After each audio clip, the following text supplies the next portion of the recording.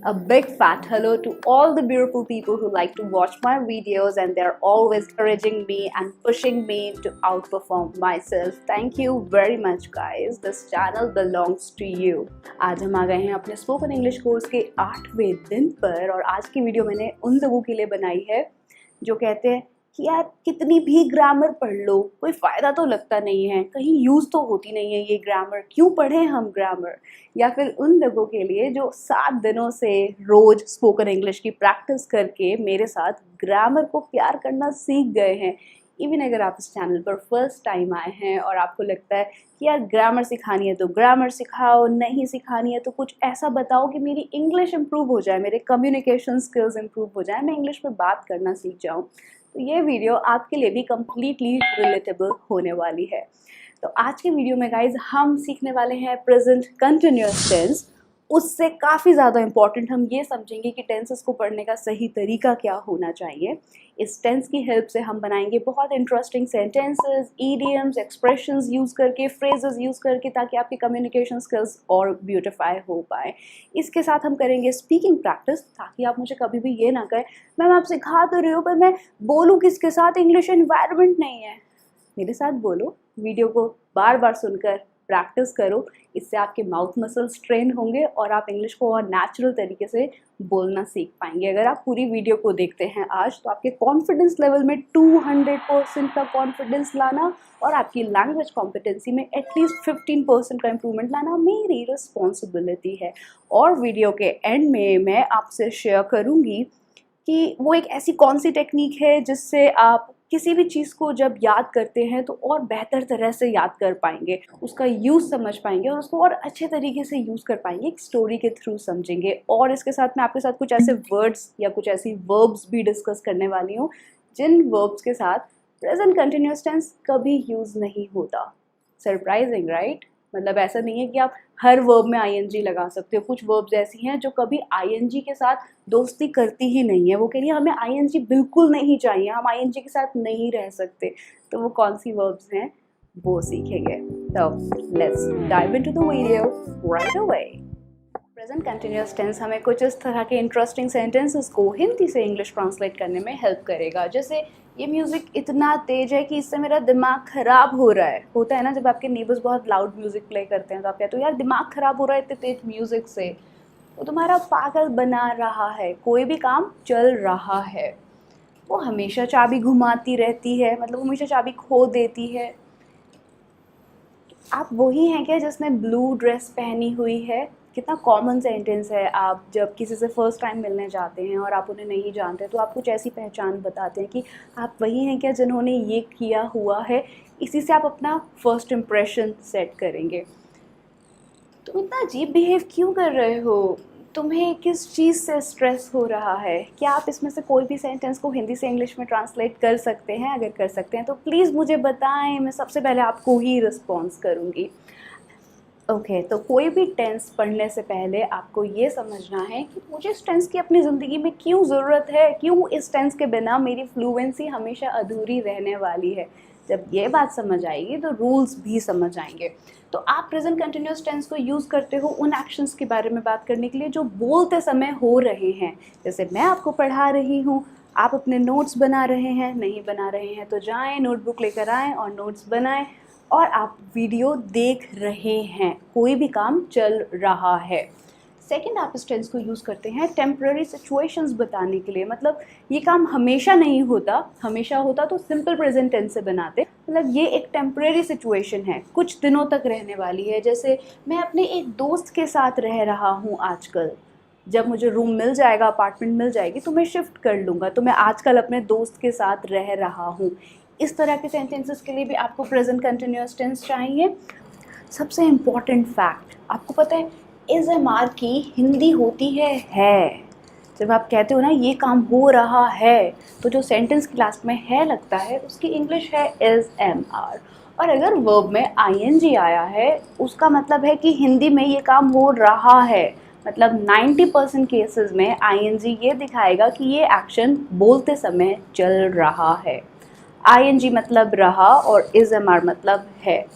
देखो जैसे singular subjects के साथ आप इज यूज करेंगे, एक बंदे के साथ इज, एक से ज़्यादा लोग हैं तो उनके साथ आप आर यूज़ करेंगे। और आई इंग्लिश लैंग्वेज में चीटर है, ये कभी प्लूरल के रूल्स उठा लेता है, कभी सिंगुलर के रूल्स उठा लेता है, कभी कहता है नहीं मेरे को तो एम चाहिए प्रेजेंट टाइम में अपने साथ। पर इसका मतलब ये बिल्कुल भी नहीं है कि जहाँ पर भी आप आई लिखेंगे वहाँ पर एम ज़रूर आएगा। नो, नेवर, ऐसा कोई भी रूल नहीं है कि जब भी आई आएगा तो एम ज़रूर आएगा। इसके लिए आप सिंपल प्रेजेंट टेंस की वीडियो देखें, सारी वीडियोस के लिंक डिस्क्रिप्शन में आपको मिल जाएंगे। और अगर आपको बेसिक रूल्स पता है तो वीडियो को फास्ट फॉरवर्ड करके सेंटेंसेस पर जाकर प्रैक्टिस करें। तो इस तरह बन गए आपके प्रेजेंट कंटिन्यूअस टेंस के रूल्स। ये ना कॉन्टिन्यूअस नहीं होता, कंटिन्यूअस होता है प्रेजेंट कंटिन्यूअस टेंस। तो यहाँ पर रूल्स क्या कह रहे हैं कि सब्जेक्ट के अकॉर्डिंग आप इज एम आर लगाओ, जो भी वर्ब है उसमें आई एन जी लगा लो, जो बचा कुचा है उसको सबसे लास्ट में ले आओ। तो एग्जाम्पल से समझो, वो आपसे बात कर रहा है अकेला बंदे के साथ is, he is talking to you. वो आपसे बात नहीं कर रहा है, इज नॉट क्या है, इज नॉट को हमने कॉन्ट्रैक्ट करके छोटा करके ऐसे इजंट बना दिया है। तो अगर आपको कहीं भी इजंट दिख रहा है तो उसका मतलब है कि ये इज नॉट है। और आप इसे बोलेंगे कैसे, isn't, isn't, he isn't talking to you. Next sentence, क्या वो आपसे बात कर रहा है, is he talking to you, is he talking to you. क्या वो आपसे बात नहीं कर रहा है, isn't he talking to you। Hindi में जब क्वेश्चन क्या से शुरू होगा तो इंग्लिश में उसकी शुरुआत उस टेंस की हेल्पिंग वर्ब से होगी, चाहे वो कोई भी टेंस हो। अभी हम प्रेजेंट कंटिन्यूअस टेंस पढ़ रहे हैं, इसीलिए इज के साथ नॉट जंप करके पहले आ गया।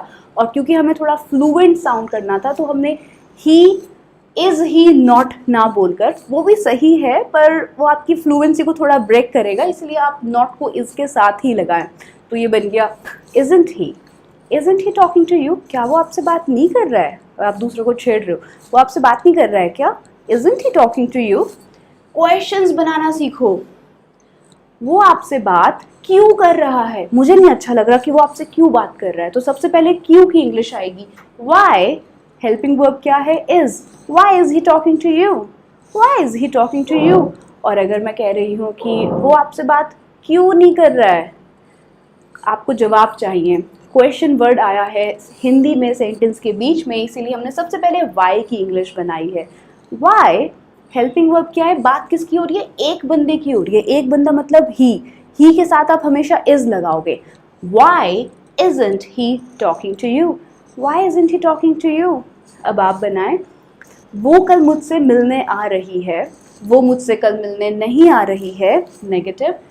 क्या वो कल आपसे मिलने आ रही है, नेगेटिव इंटेरोगेटिव। क्या वो आपसे कल मिलने नहीं आ रही है, क्वेश्चन। वो आपसे मिलने क्यों आ रही है, मुझे बताओ क्यों आ रही है वो आपसे मिलने। और लास्ट में, वो आपसे मिलने क्यों नहीं आ रही है, अफर्मेटिव, नेगेटिव, इंटेरोगेटिव। इंटेरोगेटिव में फिर नेगेटिव कैसे बनाएंगे, फिर क्वेश्चन वर्ड, और क्वेश्चन वर्ड के साथ नेगेटिव फॉर्म में सेंटेंस को कैसे बनाना है, ये उसके रूल्स हैं। अगर आपको रूल्स के लिए थोड़ी हेल्प चाहिए तो आप इसका स्क्रीनशॉट ले सकते हैं। इन इक्वेशंस को यूज़ करके सेंटेंस को बनाने की कोशिश करें। स्लाइड, ठीक है। टेंसेस पढ़ने के बाद जो सबसे इम्पॉर्टेंट बात आती है वो ये आती है कि आप उसकी हेल्पिंग वर्ब्स को सब्जेक्ट के अकॉर्डिंग लिखें और बोलने की कोशिश करें। हैज़ पढ़ रहे हो तो हैज़ किस तरह के सब्जेक्ट्स के साथ आता है उसको लिख के बार बार बोलें, ताकि आपको सोचना ना पड़े कि यार मैं ही के साथ हैज़ लगाऊं या हैव लगाऊं। आपको सबकॉन्शियसली ये पता हो कि ही के साथ हैज़ ही आएगा। तो इसीलिए मैंने ये रूल्स बनाए हैं ताकि आप इस बात को अच्छे से समझ पाएँ। ये क्या है, ये कॉन्ट्रैक्शन है, मतलब आप ही और इज़ को मर्ज करके, कॉन्ट्रैक्ट करके ऐसे लिख सकते हैं। ये इसकी कॉन्ट्रैक्टेड फॉर्म है। He is equals to he is, she is equals to she is, they are equals to they are. अब इसको बोल के प्रैक्टिस करते हैं, ठीक है, मेरे साथ सुनकर रिपीट करें। He is, she is, they are, we are, I am, they are we, am I, isn't he, isn't she, aren't we, are they, am I, are you, aren't you। यहाँ से होती है शुरुआत फ्लुएंसी बिल्ड करने की, क्योंकि जब आप इन सेंटेंसेस को रियल लाइफ में बोलेंगे तो ये नेचुरल साउंड होंगे। जैसे आपने कहा वो मेरा फ्रेंड है, he is my friend, he is my friend। वो मेरी कज़न है, शी इज़ माई कज़न। क्या वो आपके दोस्त हैं? Are they your friends? Are they your friends? क्या वो आ रहे हैं? Are they coming? Are they coming? क्या वो नहीं आ रहा है? Isn't he coming? Isn't he coming? अब आप बनाएं, क्या वो पार्टी में नहीं आ रही है? क्या वो पार्टी में नहीं आ रही है? क्योंकि क्वेश्चन क्या से शुरू हुआ है तो isn't जंप करके सबसे पहली पोजीशन ले लेगा। बनाए, मैं चेक करूँगी। अब आते हैं हम इसके सेंटेंसेस पर, एग्जाम्पल्स पर। और एग्जाम्पल्स हैं ये क्रक्स है इस टेंस का। ये सेंटेंसेस सीख लो, आज से इंग्लिश बोलना शुरू करो। पहला sentence, hi Jack, I am having dinner right now.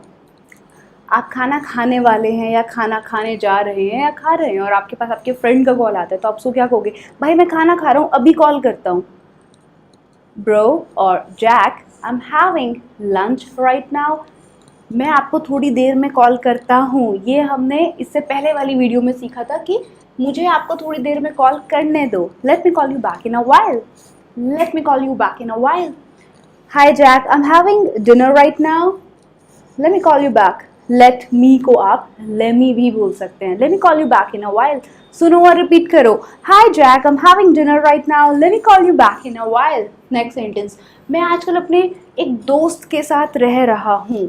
I am staying with one of my friends. ये तो ग्रामेटिकली गलत लग रहा है ना, मतलब इतने सारे दोस्तों के साथ थोड़ी रह रहा हूँ। आहा गाइस, आप बहुत सारे दोस्तों में से एक दोस्त के साथ रह रहे हैं, इसीलिए आता है वन ऑफ माई फ्रेंड्स। बहुत सारे दोस्तों में से एक बंदे के साथ, एक दोस्त के साथ, इसीलिए वन ऑफ माई फ्रेंड्स। बहुत सारे रेस्टोरेंट्स में से एक restaurant, one of my favourite restaurants. ठीक कर लिया मिस्टेक, आगे बढ़ो। टेम्परेरी सिचुएशन है, आप कह रहे हो आजकल मैं अपने दोस्त के साथ रह रहा हूँ। I am staying with one of my friends. Next sentence, वो हमेशा चिढ़ती रहती है, कुड़ती रहती है, आई एम सॉरी। तो she is always scribbling. She is always scribbling, I don't like that. ये क्या है? किसी की एनोइंग हैबिट है, कोई ऐसी आदत जो आपको चिढ़ाती है। I don't like to talk to her, मुझे उससे बात करना पसंद नहीं है because she is always scribbling. Next sentence, you are smoking too much these days. देखो हमने इससे पहले वाली स्लाइड में सीखा था कि यू आर को आप कैसे बोलेंगे? Your, you are, you are, you are smoking too much these days. सुने और रिपीट करें। Bro, you are smoking too much these days, it's not good for your health. ये तुम्हारी हेल्थ के लिए अच्छा नहीं है। It is not good for your health. Next sentence, हम कल बीच पर जा रहे हैं। अभी नहीं जा रहे हैं, फ्यूचर में जाएंगे। तो फ्यूचर के लिए हम बीच पर जा रहे हैं। अच्छा हिंदी में रहा है, ठीक है, तो गो में ING लगा देते हैं। We are going to the beach tomorrow. सुने और रिपीट करें। We are going to the beach tomorrow. मैं कल उससे मिलने जा रहा हूँ। I am going to meet him tomorrow. I am going to meet him tomorrow. Tomorrow नहीं, टुमारो, टुमारो। नेक्स्ट सेंटेंस, क्या आप अपने कज़न से मिलने जा रहे हो इस वीकेंड पर? Are you visiting your cousin this weekend? हमेशा आप हिंदी से ना टिपिकल ट्रांसलेशन मत करना। Are you going to your cousin's house this weekend? Are you visiting, visiting मतलब मिलने जाना। Are you visiting your cousin this weekend मतलब इस हफ्ते। अब आप बनाएं, क्या आप आज इंटरव्यू के लिए जा रहे हैं शाम में? क्या आप आज शाम इंटरव्यू के लिए जा रहे हैं? ट्रांसलेट करें, मैं चेक करूंगी। नया last sentence, she is always misplacing her keys. क्या शब्द सीखा है हमने? मिसप्लेस करना मतलब चीज़ों को इधर उधर रख के भूल जाना। वो हमेशा अपनी चाबी इधर उधर रख कर भूल जाती है। Again annoying habit, she is always misplacing her keys. अब आप बनाएं, तुम हमेशा रोते ही रहते हो यार, तुम हमेशा रोते ही रहते हो। चेंज करो अपनी हैबिट को। इंग्लिश बना के कमेंट सेक्शन में। नेक्स्ट स्लाइड पर आते हैं। देखो, लुक आउटसाइड, जब बारिश हो रही होती है तो भी आप कहते हो ना, देखो बाहर देखो बारिश हो रही है। Look outside, it's raining. और अगर आप कश्मीर में रहते हैं तो आप कहेंगे look outside, it's snowing. Guys, where are you from? आप इस वीडियो को देख रहे हैं, I would love to know कि ये वीडियो वर्ल्ड के किन किन कंट्रीज़ में और किन किन सिटीज़ में जाती है। तो आप प्लीज़ मुझे बताएं, where are you from and does it snow there? क्या वहाँ पर बर्फ़ गिरती है?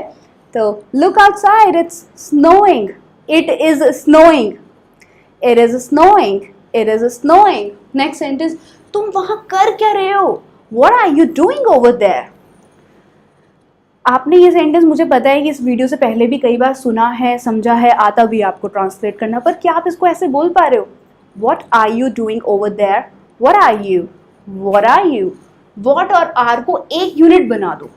What are you? What are you doing over there? तुम वहां कर क्या रहे हो? अगर आप बहुत गुस्से में हो तो कैसे बोलोगे? What are you doing over there? What are you doing over there?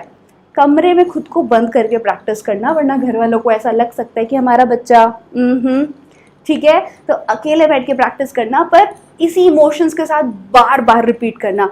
What are you doing over there? Lovely. I'm just looking at the flowers in our neighbor's garden. जब आप कोई भी सेंटेंस इंग्लिश में पढ़ें, even metro में travel करते हुए भी अगर कोई इंस्ट्रक्शंस लिखी हैं तो उसको ऐसे पढ़ें. अच्छा, प्रीपोजिशंस यूज हुई है, एट क्यों आया है, ऑन क्यों आया है, इन क्यों आया है, और उसको रिलेट करें उन लेसन से जो आप ऑलरेडी सीखते हैं यूट्यूब पर या शायद मेरे साथ. मैं फ्लावर्स की तरफ देख रहा हूँ, एक स्पेसिफिक जगह पर देख रहा हूँ, इसलिए एट आया है. I am looking, I am, नहीं, I'm just looking at the flowers. I'm just looking at the flowers. I'm just looking at the flowers. एक जगह पे देखने के लिए at, in our neighbor's garden, कहाँ पर? जो हमारे पड़ोसी के गार्डन में है. गार्डन कैसा होता है? चारों तरफ से बंद है पड़ोसी का, इसीलिए इन आया है. और आप उस इन वाली जगह में एक स्पेसिफिक जगह पर देख रहे हैं, इसीलिए एट आया है. क्या आप प्रपोजिशंस के ऊपर चाहते हैं मैं वीडियो बनाऊं? प्लीज मुझे बताएं कमेंट सेक्शन में.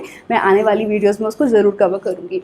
सो I am just looking at the flowers in my neighbours garden. So what are you doing over there? अब आप कहोगे नथिंग मच, कुछ खास नहीं, कुछ ज़्यादा नहीं, just looking at the flowers in our neighbours. ये क्या है? इसका मतलब है का. नेबर्स के, एपोस्ट्रॉफी एस बोलते हैं इसको इंग्लिश में. पड़ोसी के, नेबर्स. जैसे मेरी मम्मी का नाम, माई मदर्स नेम, तो जब भी आप का लगाएंगे तो एपोस्ट्रॉफी एस लगाना ना भूलें. Next sentence, I am returning your call from ocean English academy. ये मेरा फेवरेट सेंटेंस है, क्योंकि जब भी आपके पास कोई अननोन नंबर से मिस्ड कॉल आती है और आप उसको कॉल बैक करते हैं तो कहें जी आपका कॉल आया था, मैं आप ही की कॉल को वापस कर रहा हूँ, मैं खुद से कॉल नहीं कर रहा हूँ. तो क्या कहोगे? या hi, I am returning your call. I am returning your call. I'm returning your call. I'm returning your call from Ocean English Academy. How could I be of help today? मैं आज आपकी किस तरह से मदद कर सकता हूँ? सुने और रिपीट करें. अपनी कंपनी का नाम लगाएं. अगर आप किसी कंपनी के साथ काम करते हैं और आप कॉलिंग डिपार्टमेंट में हैं तो कहें या hello good morning sir, I am returning your call from XYZ company. How could I be of help today?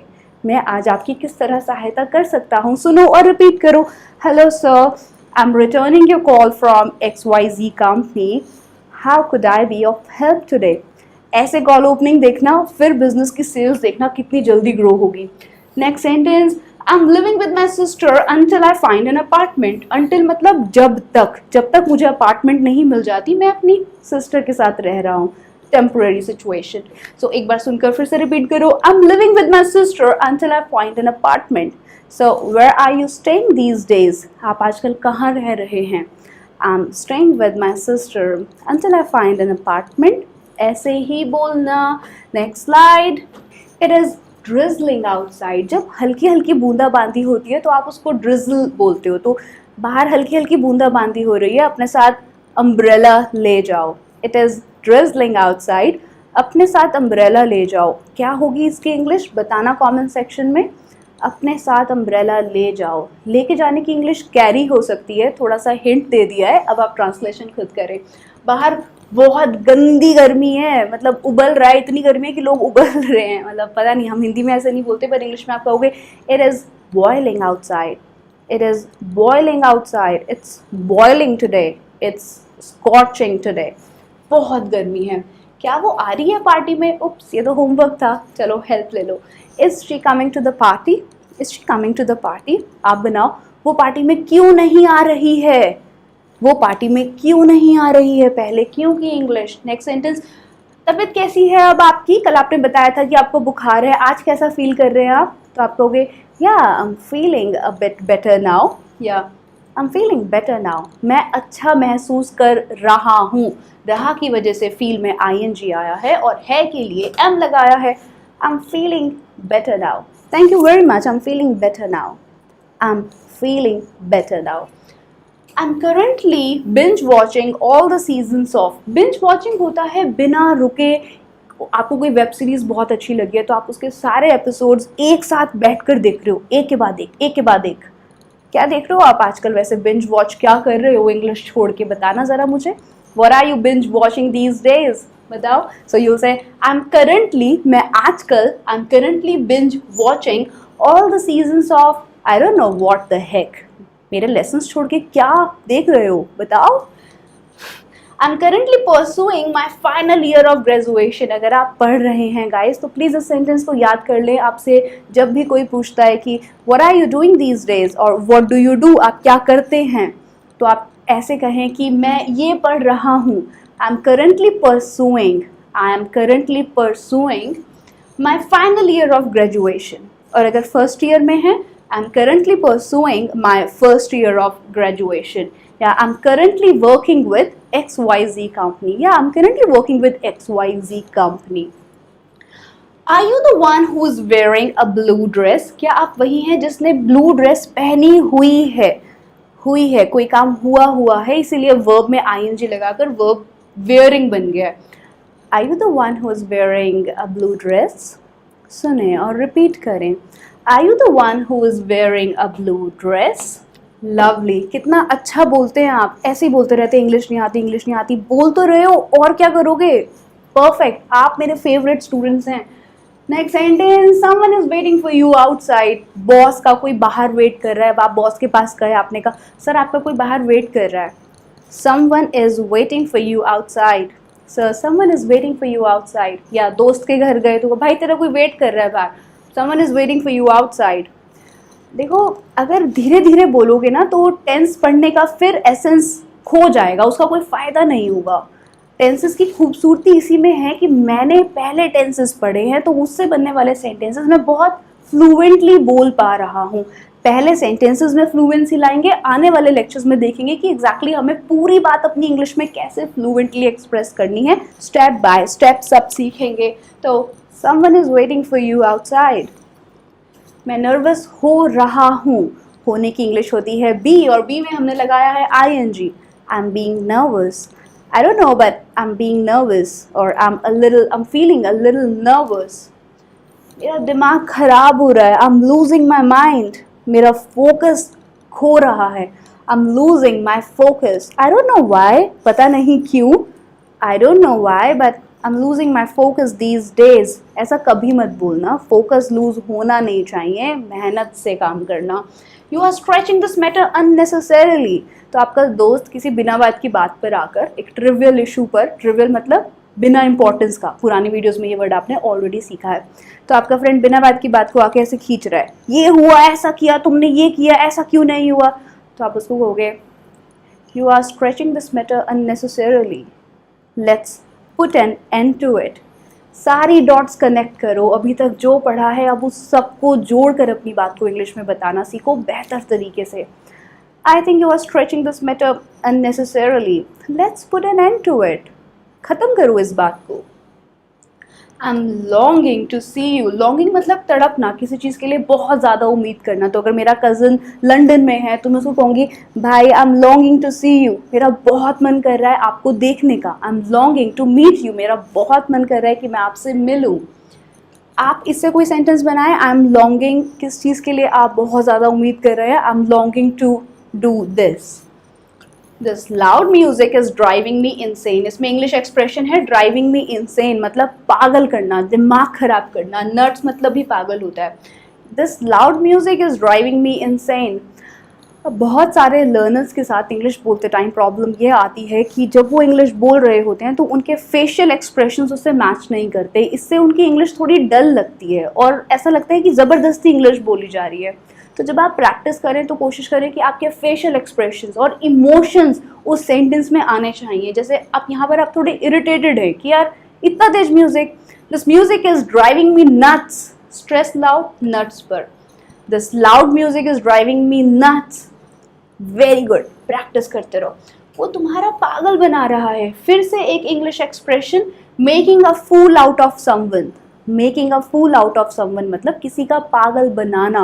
वो तुम्हारा पागल बना रहा है। He is making a fool out of you. he is making a fool out of you, out of you, out of you, out of you. He is making a fool out of you. I'm feeling a little uncomfortable. A little. क्योंकि native speakers क्या, आप हिंदी भी बोलते हो तो आप हर शब्द को पूरा नहीं बोलते. ये एक रीज़न है कि जब हम नेटिव स्पीकर्स को सुनते हैं तो उनकी बात हमें समझ नहीं आती, क्योंकि वो भी हर शब्द को पूरा नहीं बोलते. तो आप सही तरह से पढ़ोगे तो नेटिव स्पीकर्स की इंग्लिश भी धीरे धीरे समझ आने लगेगी. आई am feeling a little uncomfortable. I am feeling a little uncomfortable. थोड़ा सा साइड हो जाओगे please. Could you please move a bit. Could you please move a bit. Could मतलब प्यार से कह रहे हो कि क्या आप प्लीज़ साइड में हो जाओगे. Could you please move a bit. Lovely. आ जाओ नेक्स्ट स्लाइड पर. I am gonna have lunch. What about you.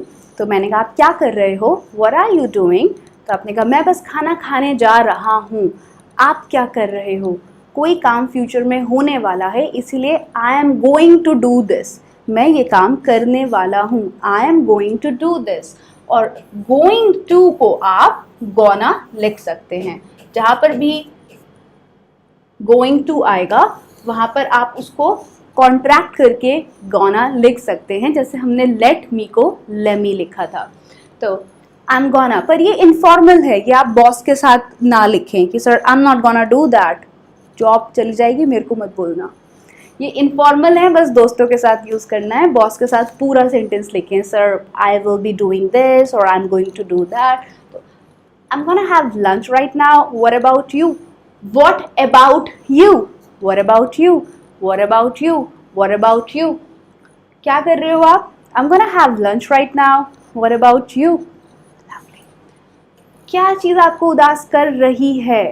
क्या की इंग्लिश व्हाट. वो चीज़ जो उदास कर रही है वो एक है, इसीलिए इज आया है. What is upsetting you. आपको क्या चीज़ उदास कर रही है. What is stressing you out. किस चीज़ से आपको स्ट्रेस हो रहा है. What is stressing you out. I am still skipping the heartbeat. मेरे दिल की धड़कनें अभी भी रुक रुक कर चल रही हैं. मतलब जैसे आपको किसी ने बहुत बड़ा सरप्राइज़ दिया या प्रैंक किया है और आप उसको कह रहे हो क्यों करते हो यार आप ऐसे, मेरे को अभी भी सांस नहीं आ रही है. कितना अच्छा सा इंटरेस्टिंग सा सेंटेंस है ना. तो I am still skipping my heartbeat. You shouldn't have done that. तुम्हें ऐसा नहीं करना चाहिए था. शुड हैव के ऊपर भी वीडियो बनाएंगे आने वाले दिनों में. I am still skipping my heartbeat. You shouldn't have done that. Last sentence. आप इतना अजीब बिहेव क्यों कर रहे हो. Why are you acting up so strange. Why are you acting up so strange. क्यों की इंग्लिश वाई. वो यू इंग्लिश लैंग्वेज में हमेशा प्लूरल है. तो जो रूल्स आप प्लूरल के साथ लगाते हो आप हमेशा यू के साथ वो ही रूल्स लगाओगे. जैसे देखो यू के साथ डू आता है, यू के साथ हैव आता है और यू के साथ आर आता है. तो why are you acting up so strange. Why are you acting up so strange. Perfect. अब देखो ये कुछ वो वाली वर्ब्स हैं जो कभी भी आईएनजी के साथ आप नहीं लिखेंगे. अगर लिखेंगे तो आपका सेंटेंस ग्रामेटिकली बिल्कुल अनएक्सेप्टेबल होगा. बिलीव, इनको बोलते हैं स्टेटिव वर्ब्स, जिसमें बस स्थिति बताई जा रही है कि काम की स्थिति क्या है. कोई काम नहीं हो रहा. जैसे मानना, मानने में कोई काम नहीं है. स्टेट बता रहे हो कि मैं मानता हूँ. I M believing. I believe. मुझे ये अच्छा नहीं लगता. I dislike it. तो मतलब इन वाली वर्ब्स के साथ आप प्रेजेंट कंटिन्यूअस टेंस ना यूज़ करके प्रेजेंट इंडेफिनिट मतलब सिंपल प्रेजेंट टेंस यूज़ करेंगे. इसमें ना आप एम लगाएंगे और ना ही आईएनजी. मुझे ये अच्छा नहीं लगता. I dislike it. I dislike this kind of music. मुझे इस तरह का म्यूज़िक बिल्कुल अच्छा नहीं लगता है. I dislike this kind of music. यहाँ पर आईएनजी नहीं आएगा. हम प्रेजेंट कंटिन्यूअस टेंस में थोड़ा सा और इंट्रोडक्शन प्रेजेंट इंडेफिनिट टेंस का कर रहे हैं जो हमने उस वीडियो में छोड़ दिया था. मैं जानता हूँ. आपने कभी ये सेंटेंस नहीं देखा होगा. मैं जान रहा हूँ. I am knowing you. गलत है. नो के साथ कभी आईएनजी नहीं आएगा. I know it very well. मुझे ये अच्छा लगता है. I like it. कभी भी ये नहीं कहोगे आई एम लाइकिंग इट. गलत है. I like it. I am loving you. I love you. ING नहीं आएगा. आई हेट इट ना कि आई एम हेटिंग इट. तो आपको बस इसका स्क्रीनशॉट लेकर याद करना है कि इन वर्ब्स के साथ आप कभी भी आईएनजी नहीं यूज़ कर सकते हैं. रिकग्नाइज मतलब पहचानना, मैंने आपको पहचान नहीं रहा हूँ, I am not recognising you, नहीं इसको पास्ट में ले जाओ, sorry I didn't recognise you, मैंने आपको पहचाना नहीं, I didn't recognise you. Do की सेकंड फॉर्म डिड आ गई है, इसलिए रिकग्नाइज रिकग्नाइज ही रहेगा, आप इसको रिकग्नाइज्ड नहीं बोलेंगे। तो ये है sorry I didn't recognise you.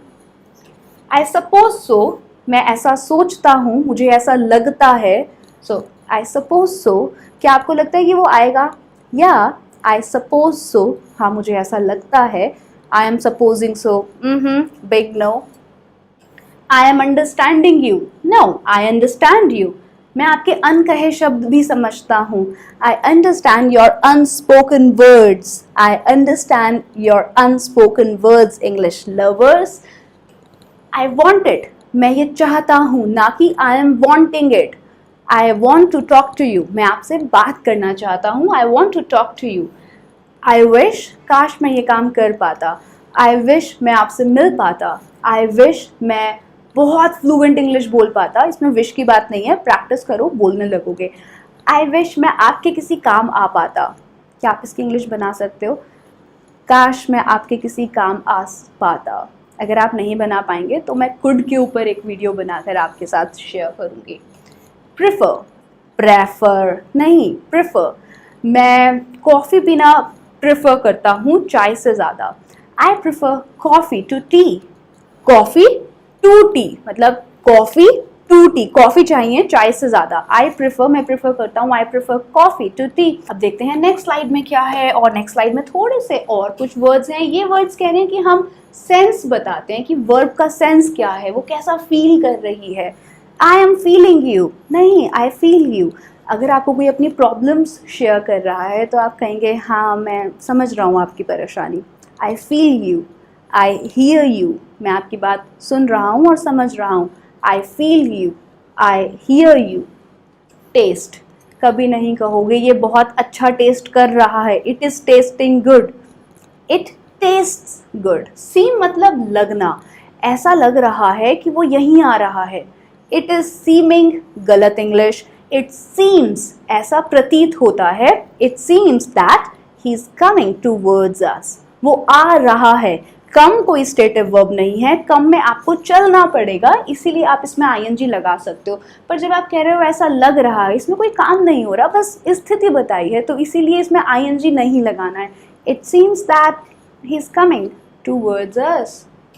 कितनी गंदी स्मेल आ रही है, it is smelling too bad, no it smells too bad.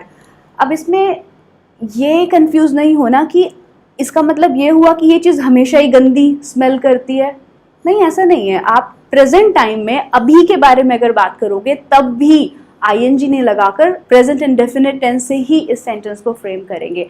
कितने गंदा स्मेल कर रहा है ये room, it smells really bad, it smells really bad.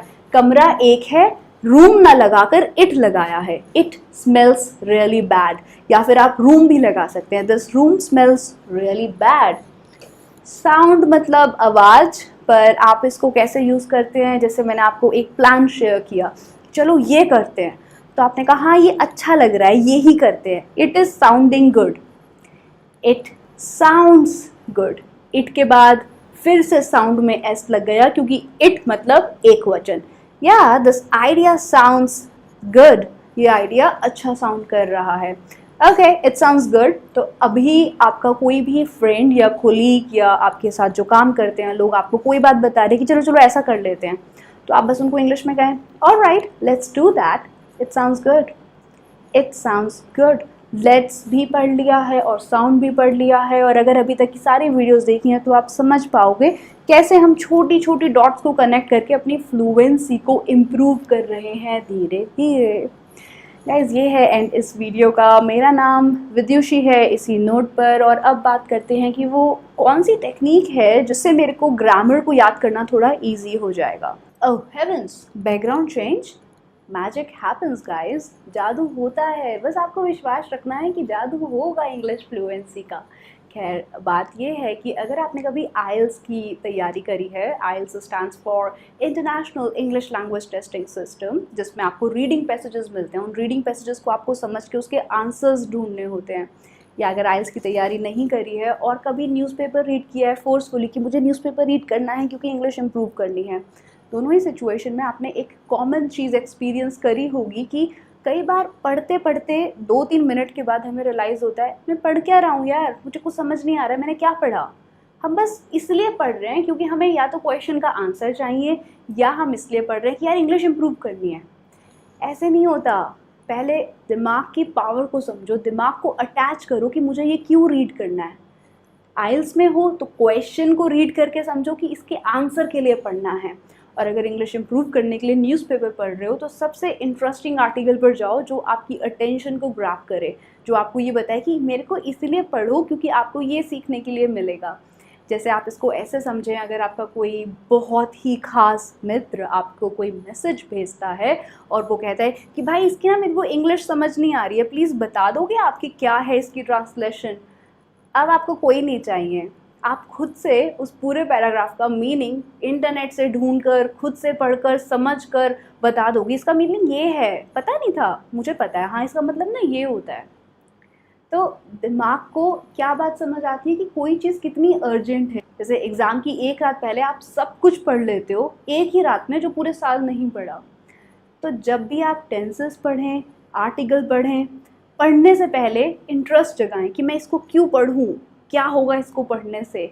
उसके बाद आपकी जो रीडिंग कैपेबिलिटी है वो 200 टाइम्स इंक्रीज़ हो जाएगी, क्योंकि अब आपका माइंड भी उस बात को समझना चाहता है और आप भी समझना चाहते हो कि ये क्या चीज़ है। तो टेंसेस को भी ना खिचड़ी मत बनाओ कि ये तो खिचड़ी है, टेंसेस तो मैं कब से पढ़ रहा हूँ, टेंसेस से कुछ नहीं होता। टेंसेस से बहुत कुछ होता है। इतने लोगों को ट्रेन किया है, टेंसेस सिखा सिखा कर इंग्लिश बोलनी सिखा दी और लोग कह रहे हैं टेंसेस मत पढ़ो। ऐसे नहीं होता। ठीक है, तो आप इस वीडियो को फिर से सुनें, प्रैक्टिस करें, सेंटेंसेस को नोटबुक में लिखें, अपने किसी कज़न, सिस्टर, ब्रदर के साथ बैठें और जो मैंने आपको सेंटेंसेस दिए हैं उन सेंटेंसेस से क्वेश्चन फ्रेम करें और इसको कॉन्वर्जेशन में कन्वर्ट करने की कोशिश करें। इसी नोट पर गाइज ये वीडियो का एंड है। मैं अपना व्लॉग जो शुरू करने वाली हूँ, जिसके बारे में आपको मैंने वीडियो के स्टार्टिंग में बताया था, अगर आप चाहते हैं कि मैं उस व्लॉग को कंटिन्यू करूँ तो अभी जाकर उस चैनल को सब्सक्राइब कर लो। जब 2000 सब्सक्राइबर्स हो जाएंगे तो मैं उस पर वीडियोज़ शेयर करके अपने एक्सपीरियंसेस लाइफ के आपके साथ शेयर करना शुरू करूँगी। आई love you, wish you all the best, keep learning, keep growing.